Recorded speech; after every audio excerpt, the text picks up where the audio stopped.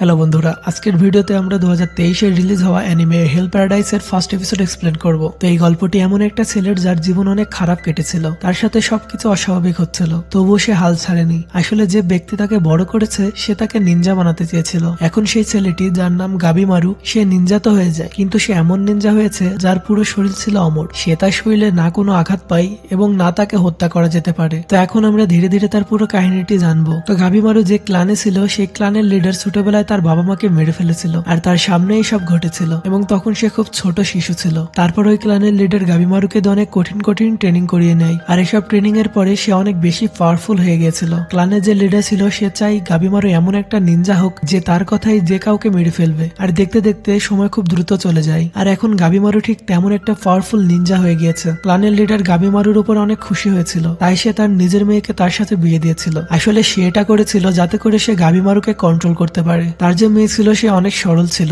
তাই গাবিমারু তাকে একটু পছন্দ করতো না, কিন্তু সে গাবিমারুর সাথে অনেক ভালো ব্যবহার করতো আর তাকে অনেক ভালোবাসতো। ধীরে ধীরে গাবিমারুও তাকে ভালোবাসতে শুরু করে, আর তখন সে তার বউয়ের কথায় নিনজার কাজ ছেড়ে দিতে চেয়েছিল, কেননা কাউকে মারা তার বউ পছন্দ করতো না। কিন্তু ক্লানের লিডার এটা একদমই মেনে নিতে পারছিল না। সে নিজের মেয়েকে আঘাত করে যাতে গাবিমারু তার কথা মেনে নেয়, আর তেমনটিই হয়। গাবিমারু তার কথা মানতে রাজি হয়ে যায়, কিন্তু সে আবারও বলে সে এই কাজ বেশি দিন করতে পারবে না। ক্লানের লিডার এটা শুনে বলে ঠিক আছে, তাহলে তুমি একটা শেষ মিশনে যাও, তারপর আমরা তোমাকে মুক্তি দিয়ে দিব। গাবিমারু কাজটি করতে রাজি হয়ে যায়, কিন্তু ক্লানের লিডার গাবিমারুকে নিজেই ফাঁসিয়ে দেয়, যার জন্য তাকে প্রতারণার মামলায় গ্রেফতার করা হয় আর তাকে মেরে ফেলার আদেশ দেওয়া হয়। সত্যি কথা বলতে ক্লানের লিডারের কাজ হয়ে গিয়েছিল, তাই সে গাবিমারুকে মেরে ফেলার জন্য এমনটা করেছিল। আমরা দেখি গাবিমারুকে যারা ধরেছিল সেই ভিলেজের লিডারের সামনে গাবিমারুকে মেরে ফেলা হচ্ছিল। সে তার নিজের চোখকেই বিশ্বাস করতে পারছিল না, কারণ যে লোকটা তার তলোয়ার দিয়ে গাবিমারুকে মারছিল সে মারতে মারতে হাঁপিয়ে যায়, কিন্তু তাতেও গাবিমারুর গায়ে কোনো ক্ষত হয়নি। আর মারতে মারতে একসময় ওই লোকটির তলোয়ার ভেঙে যায়। এখানে গাবিমারুও বুঝতে পারে না তার সাথে এটা কেন ঘটছে। সে মনে মনে ভাবছিল খুব ভালো হতো যদি এখন সে মারা যেত, কেননা সে তার জীবনে অনেক খারাপ কাজ করেছে। সে এখন পর্যন্ত কতজনকে হত্যা করেছে তার কোনো হিসাব নেই, কিন্তু এখন কেন তার সাথে এমন হচ্ছে। তারা গাবিমারুকে না মারতে পেরে তাকে একটা জেলখানায় বন্দি করে দেয়। কিছুক্ষণ পরে সেখানে একটা মেয়ে আসে আর গাবিমারুকে কিছু প্রশ্ন করে।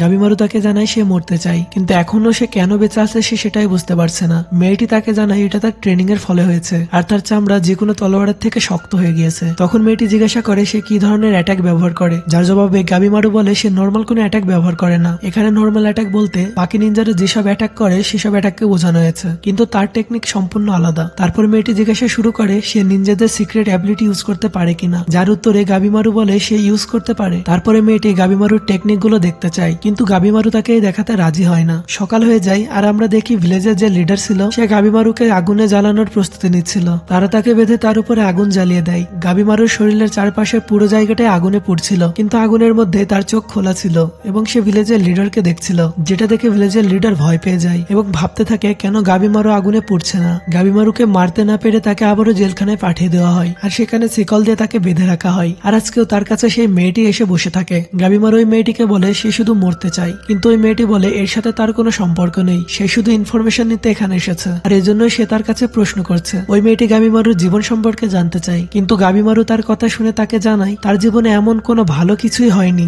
যেটা সে তাকে বলতে পারবে। তবু ওই মেয়েটি তার কাছে তার অতীত সম্পর্কে জানতে চায়, আর গাবিমারু তাকে বলতে রাজি হয়ে যায়। গাবিমারু ওই মেয়েটিকে জানায় সে তার বাবা মাকে কোনোদিন দেখেনি, আর বলে ইগাগুড়ে ভিলেজের লিডার তাকে ছোট থেকে বড় করেছে। গাবিমারু সেখান থেকে পালানোর চেষ্টা করেছিল, কিন্তু সে পালাতে পারেনি। তার যেসব বন্ধু ছিল তারাই তাকে আবার ধরে ফেলেছিল। তখন ওই মেয়েটি জিজ্ঞাসা করে সে ভিলেজ থেকে কেন পালাতে চেয়েছিল। গাবিমারু তখন মেয়েটিকে কিছু বলে, কিন্তু আমাদের সেটা শোনানো হয় না। তারপর পরবর্তী দিনের দৃশ্য দেখানো হয়, আর আমরা দেখি ভিলেজের লিডার গাবিমারুকে মারার জন্য নতুন পদ্ধতি বার করে ফেলেছে। তারা বড় বড় দুইটা ষাঁড়কে আনে, যার সাথে তারা গাবিমারুর দুই পা বেঁধে দেয়। তারপরে তারা একটি ষাঁড়কে ডান দিকে আর একটি ষাঁড়কে বাম দিকে দৌড় করায়, কিন্তু এতেও গাবিমারুর কিছুই হয় না, যেটা দেখে সবাই চমকে যায়। তখন ওই মেয়েটি গাবিমারুর কাছে আসে আর বলে এটা তো অনেক অদ্ভুত দৃশ্য।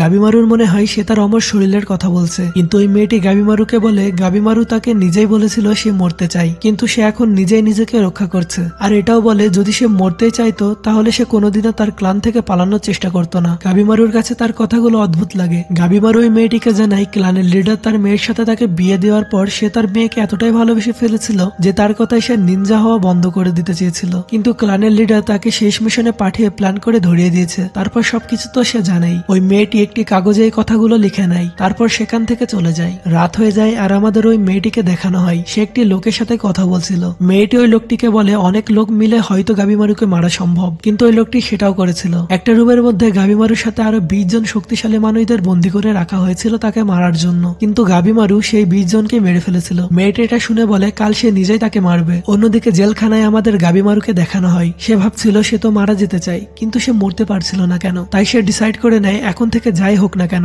সে আর নিজেকে কোনোভাবে বাঁচানোর চেষ্টা করবে না। এই রাতেই তাকে একটা রুমের মধ্যে নিয়ে যাওয়া হয় যেখানে মেয়েটি বসেছিল, আর এখানে আমাদের ওই মেয়েটির সম্পর্কে জানানো হয়। আর ওই মেয়েটির নাম ইয়ামাদা আসাইমন সাগিরি, আর সেই ইয়ামাদা ক্লান থেকে বিলং করে। আসলে এই ক্লানটি তলোয়ার চালানোর জন্য বিখ্যাত ছিল। এই ক্লানের লোকদের এমন ভাবে প্রশিক্ষণ দেওয়া হয় যেন তারা খুব সহজেই যে কোনো জিনিসকে একটা রুটির মতো করে কেটে ফেলতে পারে। আর আজকে সে গাবিমারুকে মারার জন্য এসেছে। সাগিরি তাকে মারার জন্য যায়, আর তখনই গাবিমারুর মনে হয় তার মাথা কেটে পড়ে গেছে, আর তখনই সে সেখান থেকে সরে যায় আর নিজের গলা চেক করতে থাকে। এমন মৃত্যুর ভয় গাবিমারুর এর আগে কোনোদিন হয়নি, আর সে নিজেই বুঝতে পারছিল না সে কেন তার অ্যাটাক ডজ করছিল। তখন সাগিরি জানায় সে জানে গাবিমারু নিজেও মরতে চায় না, সে শুধু মুখেই মরতে যাচ্ছিল, কিন্তু তার হৃদয়ে মরতে চায়নি, কেননা সে তার বউকে অনেক ভালোবাসে আর সে তার সাথেই থাকতে চায়। তাই সে নিজের অজান্তে সবকিছু থেকে নিজেকে বাঁচিয়ে রেখেছিল। গাবিমারু নিজেও জানতো এটা সত্যি। তারপর সাগিরি গাবিমারুকে একটা পেপার দেখায় যেটাই লেখা আছে যদি সে তাদেরকে সাহায্য করে তাহলে তাকে অফিসিয়াল ভাবে ক্ষমা করে দেওয়া হবে, যার জন্য তাকে একটা ভয়ঙ্কর আইল্যান্ডে যেতে হবে। সেখানে এলেক্সার অফ লাইফ নামে একটা জিনিস আছে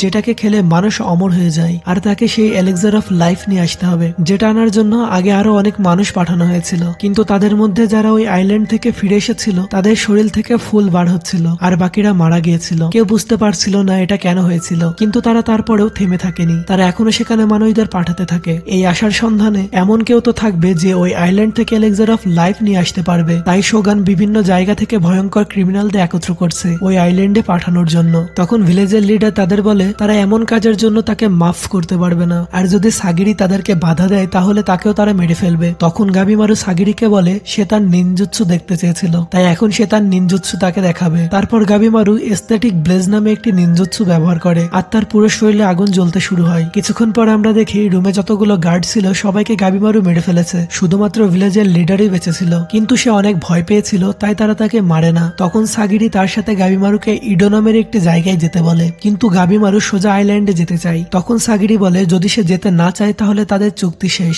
যেটা শুনে গাবিমারু যেতে রাজি হয়ে যায়। আর তাকে যদি অনেক ভয়ঙ্কর ক্রিমিনাল বা মনস্টারদের সাথে ফাইটও করতে হয় তবুও সে বেঁচে থাকবে, কেননা সে তার জীবন তার বউয়ের সাথে কাটাতে চায়। আর এই এপিসোড এখানে শেষ হয়ে যায়। তো বন্ধুরা, এই অ্যানিমেটার প্রথম এপিসোড কেমন লাগলো অবশ্যই কমেন্ট করে জানিও, আর যদি এই অ্যানিমেটার পরবর্তী এপিসোডগুলো দেখতে চাও তাহলে চ্যানেলটাকে সাবস্ক্রাইব করে দিও। তো আজকের ভিডিওতে এই পর্যন্তই, দেখা হবে পরবর্তী ভিডিওতে।